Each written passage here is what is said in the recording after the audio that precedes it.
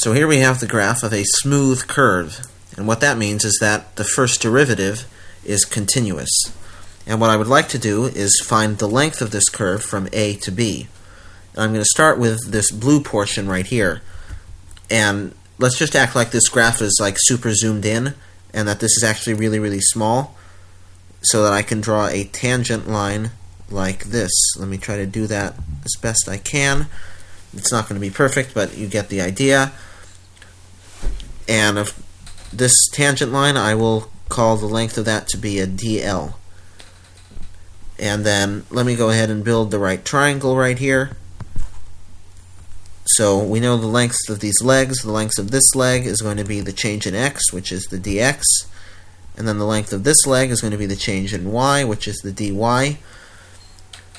And the idea is that as this gets smaller and smaller, the DL is going to be closer and closer to the length of the blue curve. Now, to find the length of the whole curve, it's just going to be the sum of all the DLs. And of course, since this is really like super small, you're going to end up with infinitely many of them. So I have to use an integral.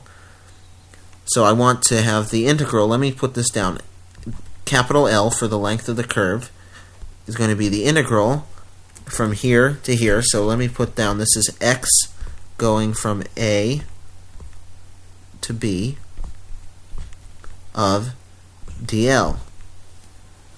Well, I have an integral in terms of L, but then the limits of integration are in terms of x.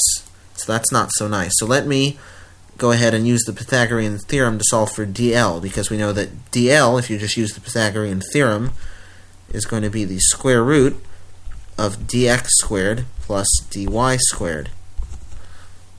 So I can substitute that in right here.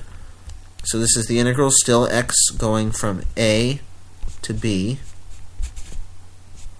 of the square root of dx squared plus dy squared.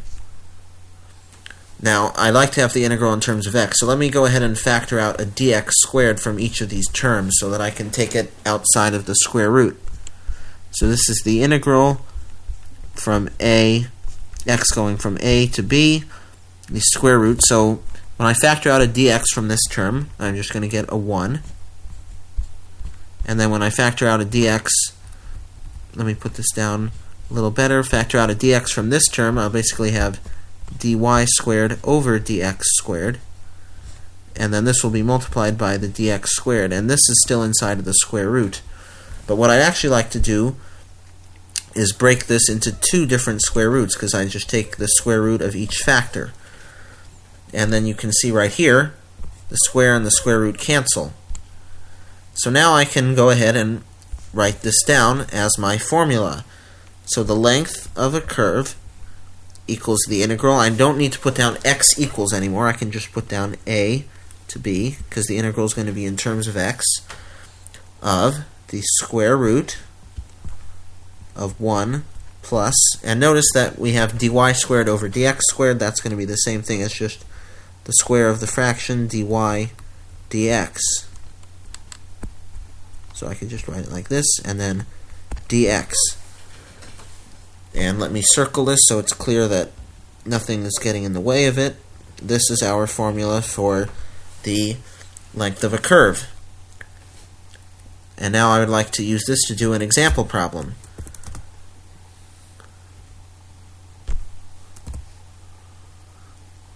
So we're going to find the length of the curve, y equals the natural log of the cosine of x, on the interval from 0 to pi over 4.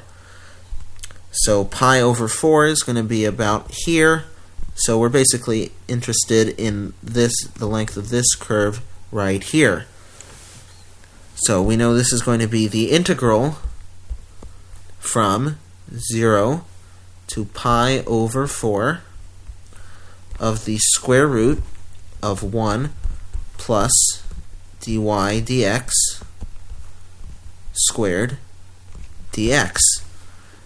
And we know that y is the natural log of the cosine of x, so I can put that in. So we still have the integral from 0 to pi over 4 of the square root of 1 plus, let me make the square root much longer, because we're going to need it. So we're going to have the d dx now of the y, which is the natural log, and let me put this down in a different color, of the natural log of the cosine of x, and then dx. So now I just have to do the differentiation right here. And the truth is, if this is a calculator problem, you could already put this in here into your calculator to get the answer, or you could do the derivative first and then put it into your calculator. And make sure that you square this as well. This is squared. So you could put this into your calculator with the derivative, or you could calculate the derivative by hand and then put it in your calculator. But I'm going to go ahead and do the whole integral by hand, just for practice. So this is the integral from 0 to pi over 4 of the square root of 1 plus, well, we have to take the derivative of the natural log of cosine of x. Natural log of a function, the derivative of that is going to be first 1 over that function, so cosine x. And then, don't forget the chain rule, multiply by the derivative of the inside, so let me underline this in red. And then the derivative of cosine x is negative sine x. And then this whole thing is still going to be squared with a dx right here. Negative sine x over cosine x is negative tangent x. When you square that, you'll still get positive tangent squared x. So this is going to be the integral from 0 to pi over 4 of the square root of 1 plus tangent squared x dx. 1 plus tangent squared x is nicely equal to secant squared x by the Pythagorean identity. So I can cancel out the square root and the square, and don't worry about absolute value or anything for this problem, because if you notice, we're going from 0 to pi over 4, so we're going to be in the first quadrant, so everything's going to be positive. You don't need to worry about absolute value. Integral from 0 to pi over 4, now we have just secant x dx. So now I can just find an antiderivative and plug in the numbers. So an antiderivative for secant x is going to be the natural log of secant x plus tangent x. Again, I'm not using absolute value because we're in quadrant 1. And then I'm just going to go here and plug in 0 to pi over 4.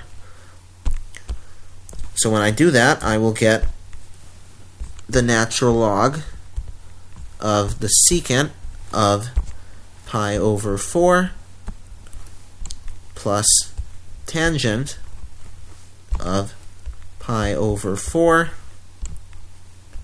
minus, then I have to plug in 0, so I'll have natural log of the secant of 0 minus the tangent of 0. And then we can just work this out.